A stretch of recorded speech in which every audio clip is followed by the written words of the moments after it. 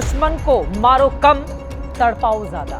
ये देश रहना चाहिए गैर बराबरी के खिलाफ इस लड़ाई में। नमस्कार, मैं हूं चित्रा त्रिपाठी और अब वक्त हो चला है जनहित का।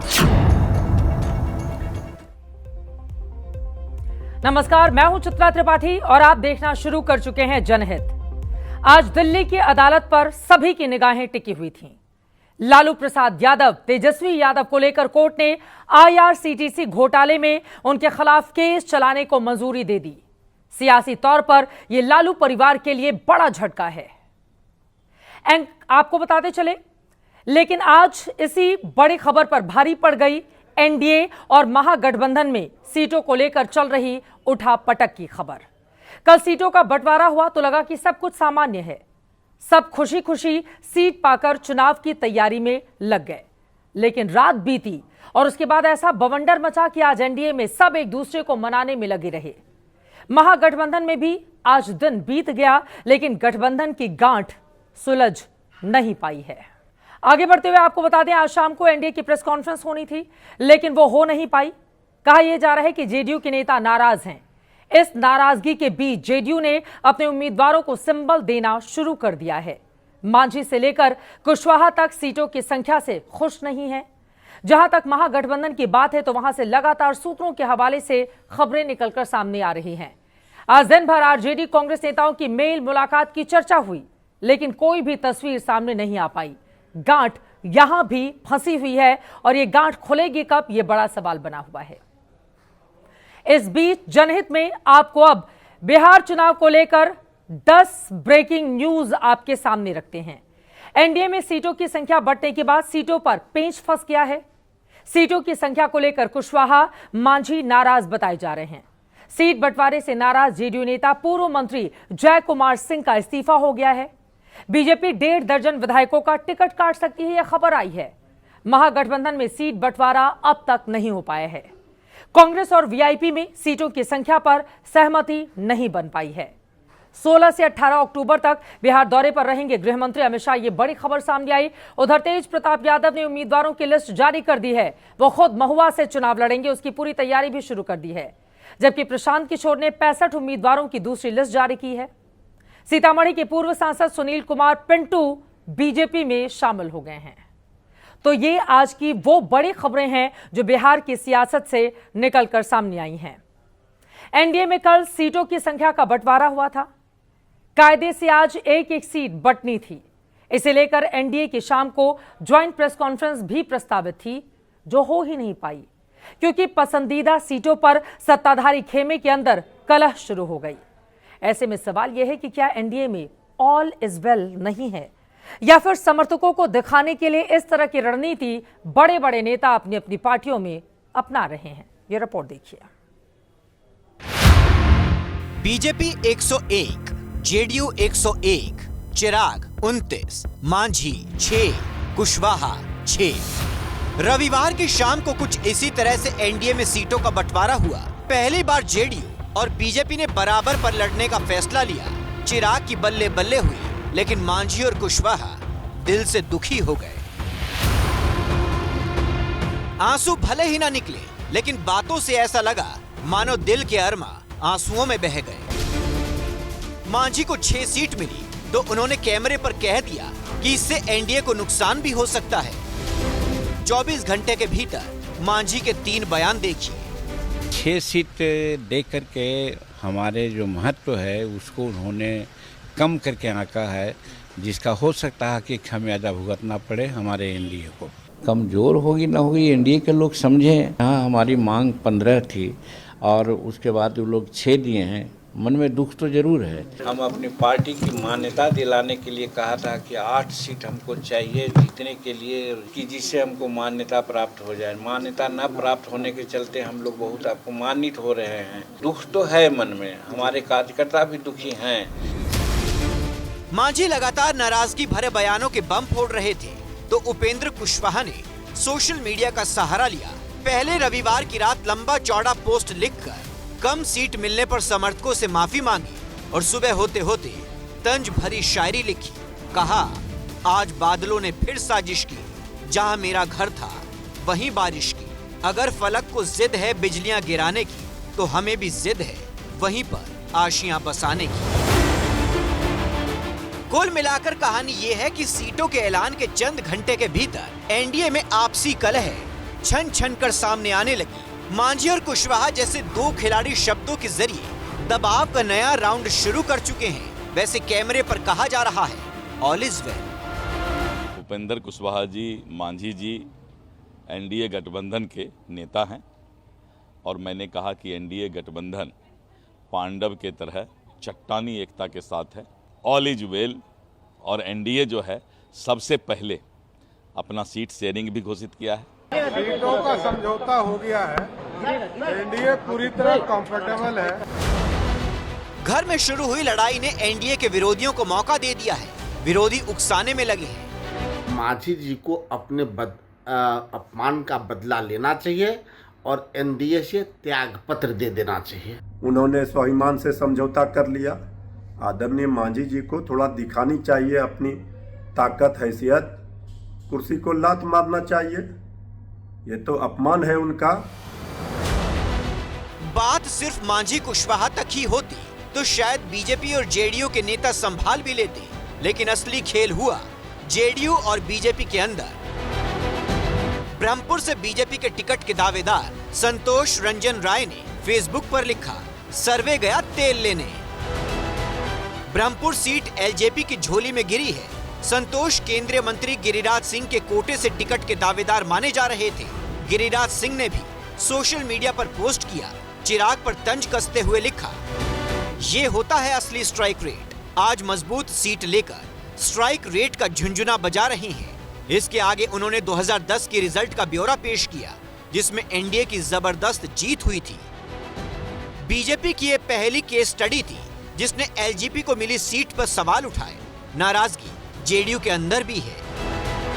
रोहतास जिले की दिनारा सीट कुशवाहा की पार्टी को मिली तो जेडीयू के बड़े नेताओं में से एक पूर्व मंत्री जय कुमार सिंह नाराज हो गए। उन्होंने पार्टी से इस्तीफे की घोषणा कर दी। इसके अलावा खबर तो ये भी है कि जेडीयू कोटे के मंत्री जमा खां की चैनपुर सीट बीजेपी के खाते में चली गई है। इसी तरह से कई और सीटें हैं जहां एनडीए में एकता नहीं दिख रही है। इस बीच अपने दर्शकों को बताते चले, एबीपी न्यूज को एक्सक्लूसिव जानकारी मिली है जो हम जनहित के दर्शकों को देने जा रहे हैं। और बड़ी खबर यह है कि भारतीय जनता पार्टी अपनी 2 दर्जन से ज्यादा विधायकों को बेटिकट करने जा रही है, यानी कि टिकट काटने जा रही है। और इसके कारण अलग अलग बताए जा रहे हैं।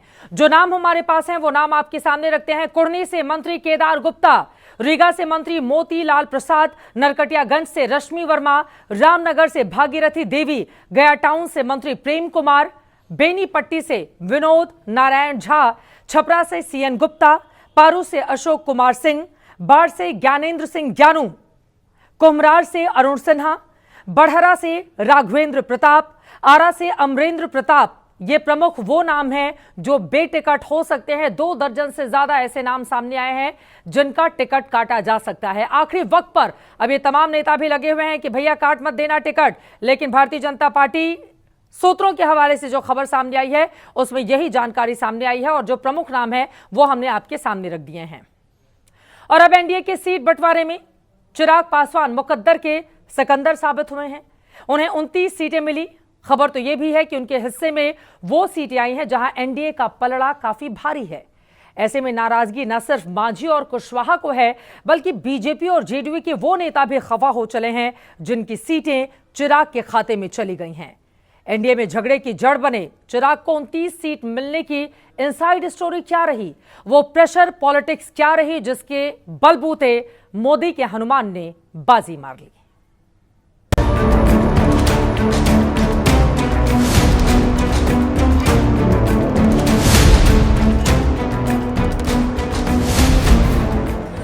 एक दिन में 3 बार नित्यानंद राय चिराग से मिलने उनके घर गए। पटना से लेकर दिल्ली तक आधा दर्जन से ज्यादा मीटिंग हुई और रिजल्ट से निकला कि एनडीए के सीट बंटवारे में चिराग पासवान का सिक्का चल गया। चिराग के नेता गदगद हैं, कार्यकर्ता भी फूले नहीं समा रहे हैं, जोश से लबरेज हैं। बहुत से लोगों के मन में सवाल है, कि आखिर चिराग सीटों के सरताज कैसे बन गए। हमने भी इसकी पॉलिटिकल पड़ताल की और पाया कि इसकी 5 बड़ी वजह हैं। पहली ये कि लोकसभा में चिराग का शानदार स्ट्राइक रेट रहा है। दूसरी वजह ये कि चिराग की अपनी जाति पर मजबूत पकड़ है, जो आबादी के लिहाज से बिहार में दूसरी सबसे बड़ी जाति है। तीसरी वजह 2020 का विधानसभा चुनाव है, जिसमें चिराग ने अलग लड़कर एनडीए को नुकसान पहुंचाया था। चौथा कारण ये है कि चिराग पर प्रधानमंत्री को पूरा भरोसा है। चिराग भी खुद को मोदी का हनुमान कहते हैं। पांचवी वजह यह है कि नीतीश भी पहली बार चिराग के साथ विधानसभा लड़ने को तैयार थे। उन्होंने कोई अड़ंगा नहीं लगाया। 20 साल में पहली बार हो रहा है जब विधानसभा में नीतीश कुमार और पासवान की पार्टी गठबंधन में लड़ रही है। अगर अभी भी ये स्पेक्यूलेशन बन रहा है, अगर किसी के दिल में कुछ है, तो हमको लगता है वो समय रहते गठबंधन में भी ठीक हो जाएगा। हम लोग का गठबंधन एक ऐसा गठबंधन है जो सबकी बातों को अच्छे से समझ के कोऑर्डिनेट करके उसको आगे लेके जाते। इन 5 कारणों के अलावा एक छठा ये भी था कि 29 नवंबर से चिराग का भावनात्मक जुड़ाव है। साल 2005 के फरवरी वाले चुनाव को याद करते हैं, जब रामविलास पासवान की पार्टी ने अपना सबसे बेहतर प्रदर्शन किया था। उस चुनाव में उनकी पार्टी को 29 सीटें मिली थी। तब सीनियर पासवान की जिद की वजह से बिहार में किसी की सरकार नहीं बन पाई थी। सूत्रों की माने तो चिराग पासवान इस चुनाव में कम से कम 29 सीटें चाहते थे, ताकि एक भावनात्मक जुड़ाव के साथ वो चुनावी मैदान में जाएं। चिराग को 29 सीटें तो मिल गई, लेकिन समझौते के तहत जो सीटें दी गई हैं, उसको लेकर गठबंधन में भारी तकरार है। ब्रह्मपुर, गायघाट, हिसुआ, एकमा, कदवा जैसी सीट चिराग को मिलने से बीजेपी और जेडीयू के स्थानीय नेता नाराज हैं। सोशल मीडिया पर खुलकर टिकट के दावेदार, उनके समर्थक नाराजगी जाहिर कर रहे हैं। वैसे आपके लिए यह भी जानना दिलचस्प होगा कि बिहार विधानसभा चुनाव के इतिहास में ऐसा पहली बार हो रहा है जब एनडीए में बीजेपी और जेडीयू बिल्कुल बराबर सीटों पर चुनावी मैदान में हैं। ये बीजेपी की उस थ्योरी पर मुहर मानी जा रही है जिसमें अब की बार ना कोई बड़ा और ना कोई छोटा, बल्कि जुड़वा भाई का नैरेटिव पेश किया गया था। और हमने जनहित में ही पिछले महीने सबसे पहले ये जुड़वा भाई वाली थ्योरी आपके सामने रखी थी। लेकिन बड़ा सवाल यह है कि क्या जुड़वा भाई बनना जेडीयू के लिए घाटे का सौदा है?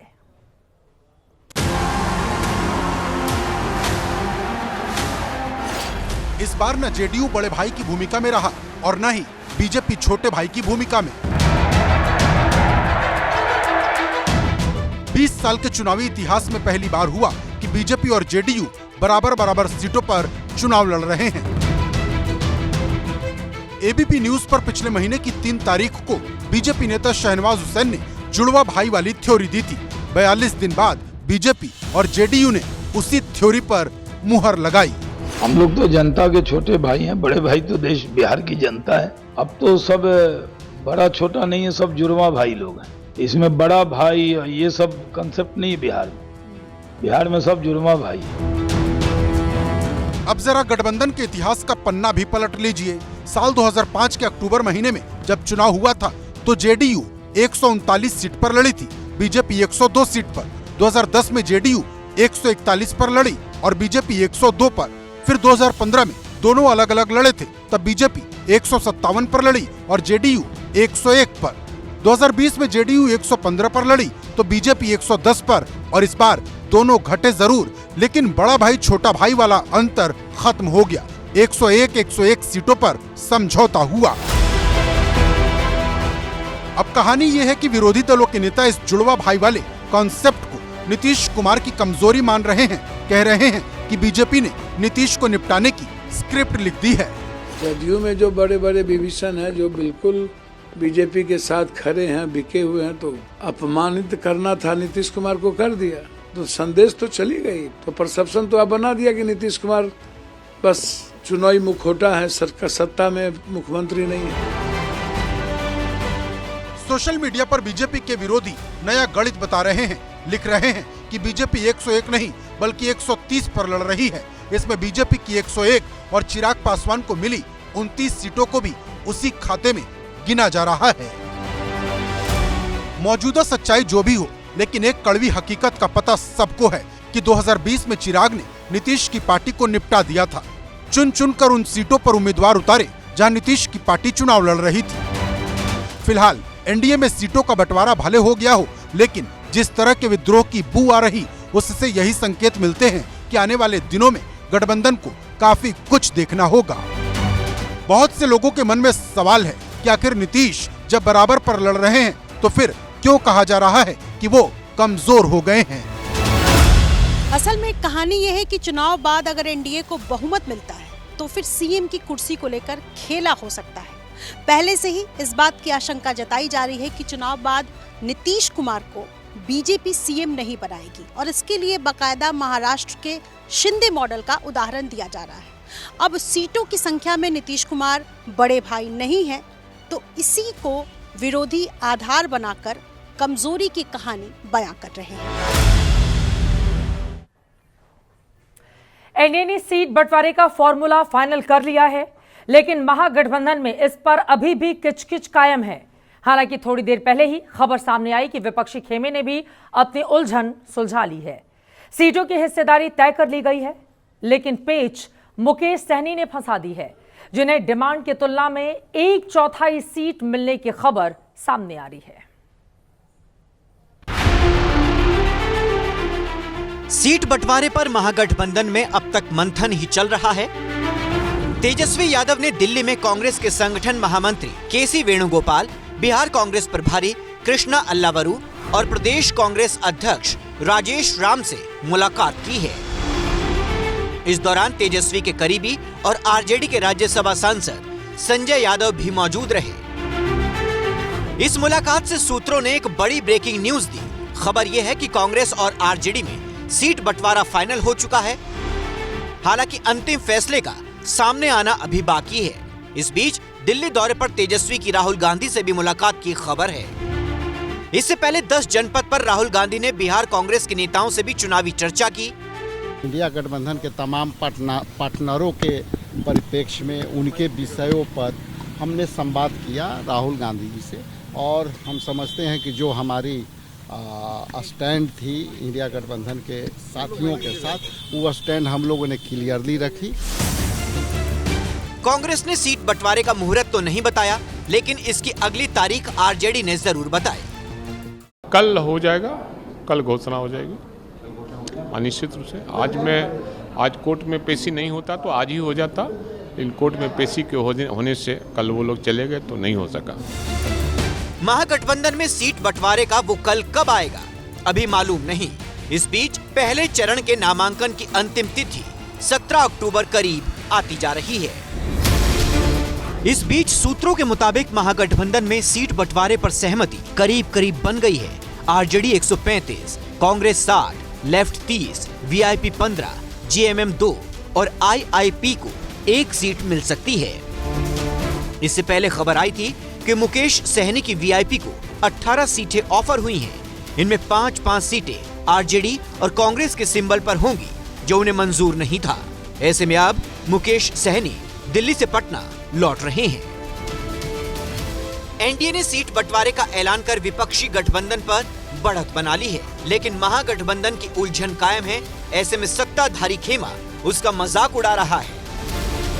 महागठबंधन में सिर फुटअव्वल चल रहा है और महागठबंधन जो है एक दूसरे का इलाज दिल्ली में जाकर के करवा रहे हैं। महागठबंधन में सीट बंटवारा तो फंसा ही है, अभी से एक दूसरे के खिलाफ फ्रेंडली फाइट यानी दोस्ताना लड़ाई की सुगबुगाहट भी तेज हो चली है। और इस वक्त एक बड़ी खबर आ रही है, सीधे उसका रुख करेंगे। महागठबंधन में सीटों को लेकर अभी उठापटक का दौर जारी है। सुलझाने का दावा तो किया जा रहा है, लेकिन लालू प्रसाद यादव ने एक कदम आगे बढ़ाते हुए अपना सिंबल उम्मीदवारों को देना शुरू कर दिया है। वो कौन कौन से नाम हैं, जल्दी से उनके बारे में आपको देते हैं जानकारी। बड़ी खबर इस वक्त ये है, लालू प्रसाद यादव ने बिना गठबंधन में सीटों का ऐलान हुए ही उम्मीदवारों को सिंबल दिया है, जिसमें मटिहानी सीट से बाहुबली बोगो सिंह को लालू यादव ने सिंबल दिया है। संदेश से दीपू राणावत को सिंबल दिया गया है। आपको बताते चले एक एक करके कई ऐसे नाम हैं जिनको लेकर लालू प्रसाद यादव की ओर से ऐलान किए जा रहे हैं। राजेश कुशवाहा को भी हथुआ से आरजेडी के प्रत्याशी ये बनाए गए हैं। लालू ने राजेश कुशवाहा को भी संबल दिया है। हथुआ से आरजेडी के प्रत्याशी बनाए गए हैं। लालू ने बोगो सिंह को संबल दिया है। मटिहानी से आरजेडी के प्रत्याशी ये बनाए गए हैं। और आपको बताते चले, इसके अलावा संदेश विधानसभा से दीपू राणावत को मिला है टिकट। दीपू ने फेसबुक पर पोस्ट किया है। संदेश विधायक किरण देवी के बेटे हैं दीपू, जिनको टिकट दिया गया है लालू प्रसाद यादव की ओर से।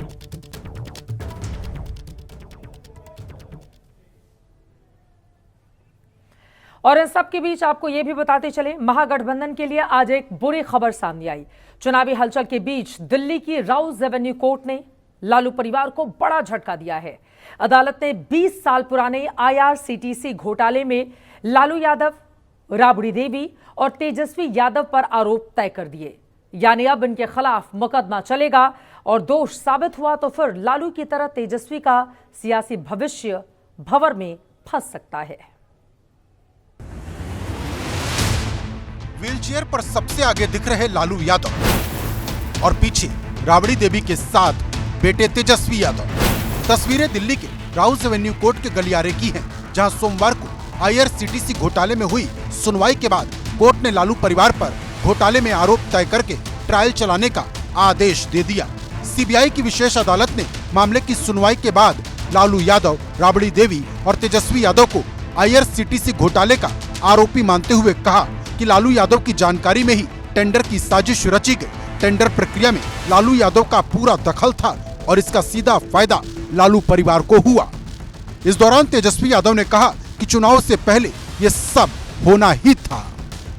जब चुनाव आया है तो इस तरह की चीजें होंगी और तूफानों से लड़ने में मजा ही कुछ और है। बिहार की जनता समझदार है और वो जानती है कि क्या हो रहा है।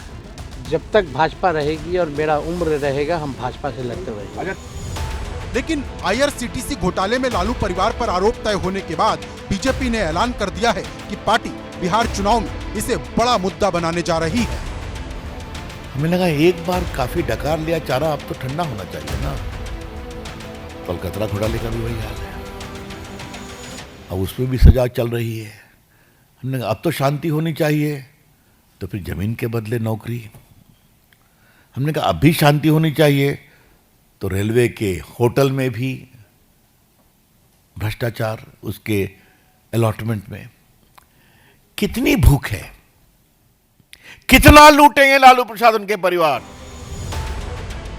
वहीं विधानसभा चुनाव के बीच लालू परिवार का कानूनी सिरदर्द और बढ़ सकता है, क्योंकि पहले चरण का चुनाव खत्म होने के ठीक बाद अदालत 10 नवंबर को लैंड फॉर जॉब घोटाले में भी लालू परिवार के खिलाफ आरोपों पर फैसला सुनाने वाली है।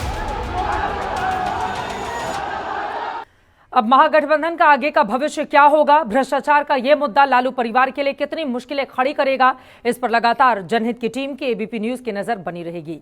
खबरों में आगे बढ़ते हुए लेकर चलते हैं आपको पाकिस्तान। क्या पाकिस्तान में शहबाज शरीफ का तख्ता पलट तय हो चुका है? क्या फील्ड मार्शल मुनीर की भी कुर्सी जाने वाली है? क्योंकि एक तरफ अफगान बॉर्डर पर तालिबान की सेना पाकिस्तान की इज्जत उतार रही है, तो वहीं दूसरी ओर पाकिस्तान के भीतर भी बगावत खड़ी हो गई है। आसिम मुनीर इस कदर बौखला गया है कि अब निहत्थे पाकिस्तानियों पर ही वो गोलियां चलवा रहा है। एकदम सिविल वॉर जैसे हालात हो रहे हैं, जिसमें पाकिस्तानी फौज और पाकिस्तान की आवाम आमने सामने है।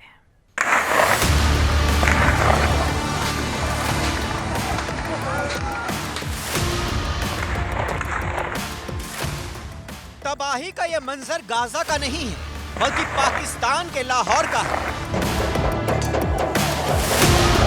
जहां पुलिस और तहरीक लब्बैक के समर्थकों के बीच जंग छिड़ी हुई है। पूरा लाहौर गोलियों की आवाज से गूंज रहा है। ये दुनिया देखे कि इस्लामी जमहूरिया पाकिस्तान की रियासत अपने शहरियों को गोलियां मार रही है।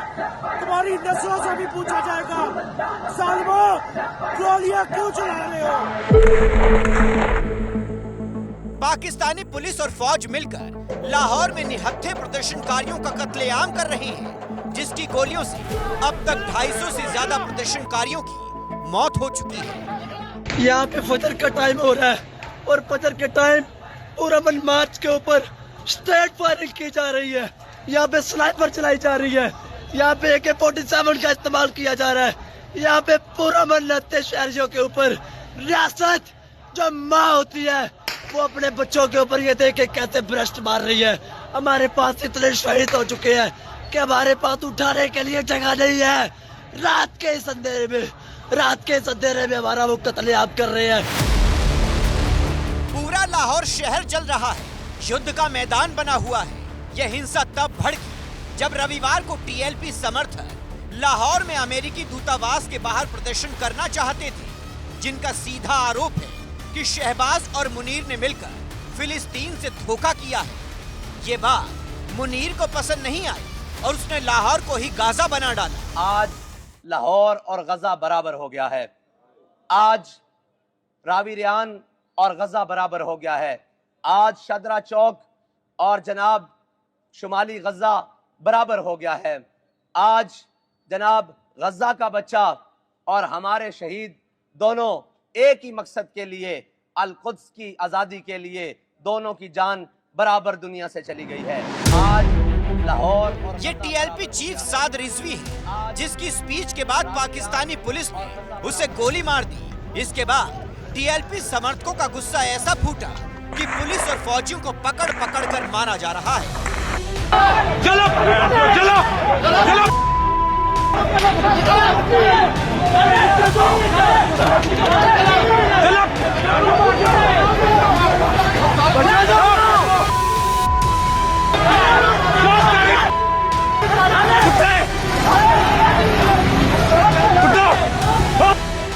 अब TLP ने मुनीर और शहबाज को अंजाम भुगतने की धमकी दी है। आसिम मुनीर साहब, मैं आपको कहना चाहता हूँ, अपने लाए हुई हुकूमत को संभालो। ये तुम्हारी लाई हुई हुकूमत हमारा कुछ नहीं बिगाड़ सकती। तेरी के पहले भी मैदान हमल में थी, अब भी मैदान अमल में है और मैदान अमल में रहेगी। यानी एक तरफ पाकिस्तानी फौज और पुलिस पाकिस्तान के अंदर अपने ही लोगों को गोलियां मार रही हैं और दूसरी तरफ अफगान बॉर्डर पर TTP से जान बचाने के लिए पोस्ट छोड़कर भाग रही हैं। अफगानिस्तान बॉर्डर पर सरेंडर कर चुकी हैं। शर्म करो, बगैर तुम शर्म करो, बगैर दो शर्म करो, बगैर दो। लाना तुम पे शेमारियो, लाना तो तुम पे। पाकिस्तान में ये बगावत गजा पीस प्लान के खिलाफ शुरू हुई, जिसका पाकिस्तान ने पहले समर्थन किया और बाद में वो मुकर गया। लेकिन ट्रंप का गजा प्लान अब एक्टिव हो चुका है। इसके पहले फेज में आज हमास ने इजराइल के सभी जिंदा बंधकों को रिहा कर दिया और आज ही ट्रंप इजराइल पहुंचे, जहां युद्ध रुकवाने के एवज में उन्होंने इजराइल से अगले साल के शांति के नोबेल का ऑफर भी ले लिया। लेकिन सवाल यह है कि बंधक छोड़ने वाला हमास क्या गजा पर से अपना कंट्रोल भी छोड़ेगा?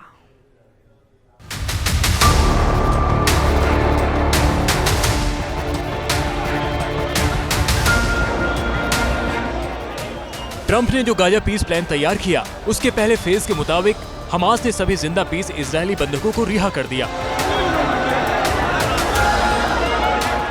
रिहा होकर सभी बंधक जब इजराइल पहुंचे, लगभग उसी समय ट्रंप भी इजराइल पहुंच गए, जिन्हें एयरपोर्ट पर खुद इजरायली PM नेतन्याहू ने रिसीव किया। इसके बाद ट्रंप ने नेतन्याहू के साथ ही इजरायली संसद पहुंचे, जहां उनको स्टैंडिंग ओवेशन दिया गया।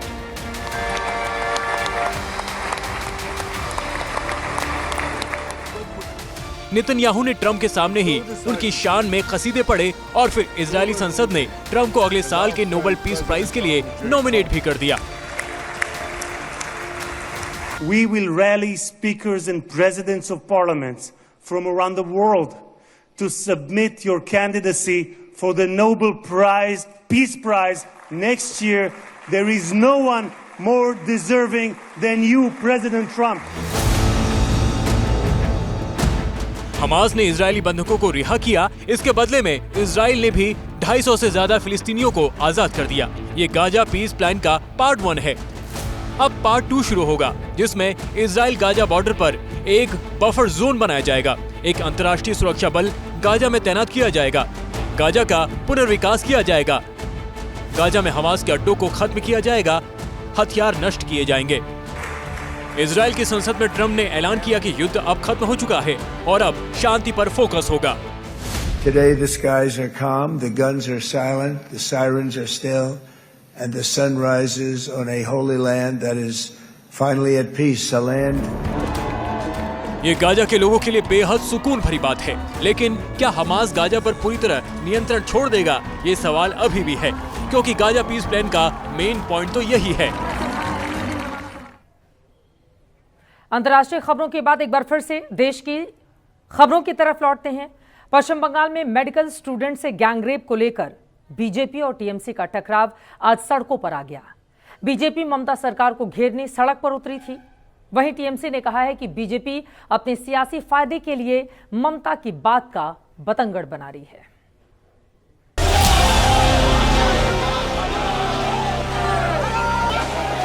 बंगाल में कानून व्यवस्था के सवाल पर टीएमसी और बीजेपी आज दोनों ने कानून ठेंगे पर रख दिया।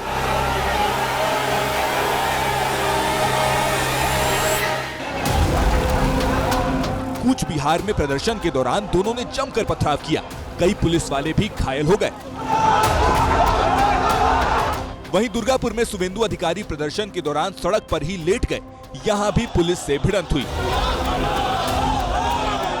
The private medical authority, college authority called me at 8 a.m. in morning that we are in pressure. Whose pressure?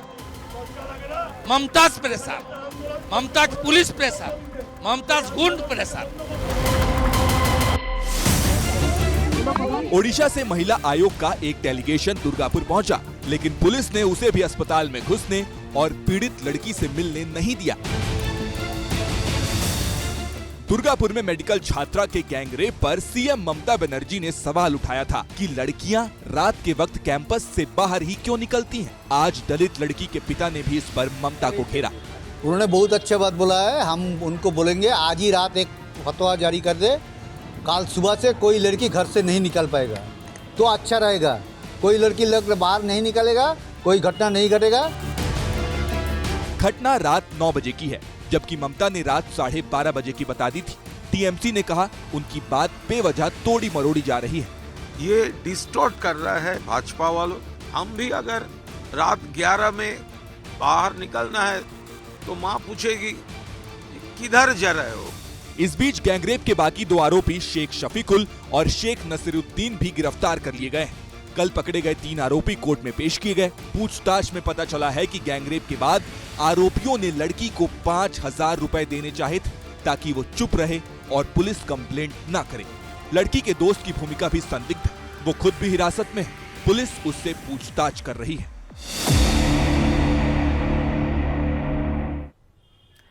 उधर हरियाणा में आईपीएस वाई पूरन कुमार की खुदकुशी पर जात पात की सियासत का बवंडर बड़ा होता जा रहा है।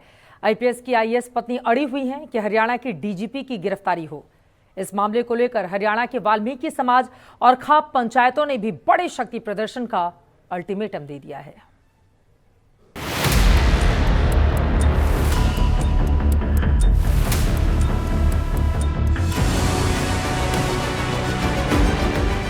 हरियाणा के आईपीएस अधिकारी वाई पूरन कुमार की खुदकुशी के 7 दिन हो गए। शव अब भी मॉर्चरी में है।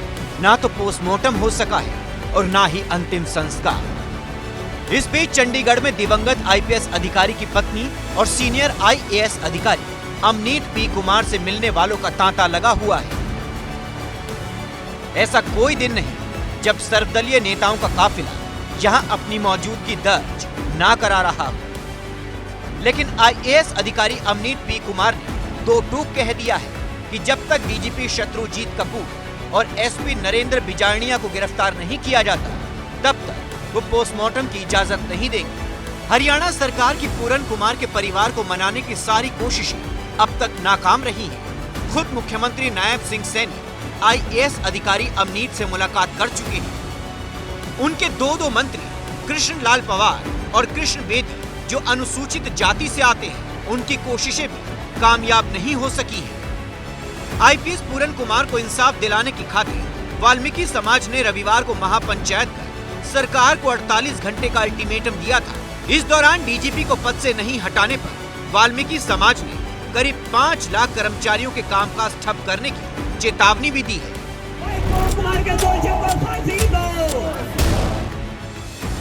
एक तरफ दिवंगत आईपीएस अधिकारी के पक्ष में वाल्मीकि समाज महापंचायत कर रहा है, तो दूसरी तरफ अब 17 अक्टूबर को सर्व खाप महापंचायत का भी ऐलान किया गया है। दावे के मुताबिक आईपीएस पूरन कुमार के सुसाइड केस में आरोपी माने जा रहे एसपी नरेंद्र बिजारनिया जाट है। ऐसे में उनके पक्ष में अब गोलबंदी की बात कही जा रही है, लेकिन सर्व खाप ने इससे साफ इनकार किया है।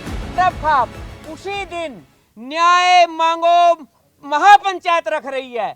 हम चाहते हैं कि जिसके साथ भी अन्याय हुआ है, जिसने अपनी जान दे दी, कम से कम उनको न्याय मिले, और दोषी कोई भी हो, हम जानते हैं दोषी बहुत बड़े हैं, बहुत बड़ी लॉबिंग उनके पक्ष में हो रही है। ये कहना है कि सर्व खाप महापंचायत जाट महासभा न्याय चाहती है, हम न्याय के साथ हैं। 2001 बैच के आईपीएस अधिकारी पूरन कुमार ने मौत से पहले 8 पन्नों का एक फाइनल नोट छोड़ा था, जिसमें उन्होंने डीजीपी कपूर और बिजारनिया पर झूठे भ्रष्टाचार केस में फंसाने की साजिश रचने का आरोप लगाया था। उन्होंने कई अन्य अधिकारियों पर भी उत्पीड़न, अपमान और जातिगत भेदभाव के आरोप लगाए थे। फिलहाल हरियाणा सरकार की एसआईटी इस केस की जांच में जुटी है, लेकिन बड़ा सवाल ये है कि शव का पोस्टमार्टम और अंतिम संस्कार कब होगा। और अब जनहित के तमाम दर्शकों के लिए एक गुड न्यूज दे देते हैं। आपको बताते चले, ईपीएफ से अब सारा पैसा निकाला जा सकेगा। ये बड़ी खबर आज निकलकर सामने आई है, इसके बारे में आपको विस्तार से दे देते हैं जानकारी। आपको बताते चले, ईपीएफओ ने आज सेंट्रल बोर्ड ऑफ ट्रस्टीज की मीटिंग में इसका ऐलान किया है। नए फैसले के बाद ईपीएफ अकाउंट से पूरा पैसा निकाल सकेंगे। डॉक्यूमेंट भी जमा करने की जरूरत नहीं होगी, क्योंकि ईपीएफओ ने नियमों को बेहद आसान कर दिया है। ईपीएफओ ने पुराने 13 कठिन नियमों को खत्म कर अब सिर्फ 3 कैटेगरी में पार्शियल विड्रॉल के नियम बनाए हैं, जिसमें आवश्यक जरूरतें, बीमारी, शिक्षा, शादी, हाउसिंग जरूरतें, मकान से जुड़े खर्चे और विशेष परिस्थितियों को भी शामिल किया गया है। और अब आज का जनहित मंत्र, अपने बारे में नकारात्मक बातें ना करें, मजाक में भी नहीं, क्योंकि शब्दों में बहुत शक्ति होती है। इसी के साथ जनहित में आज के लिए बस इतना ही।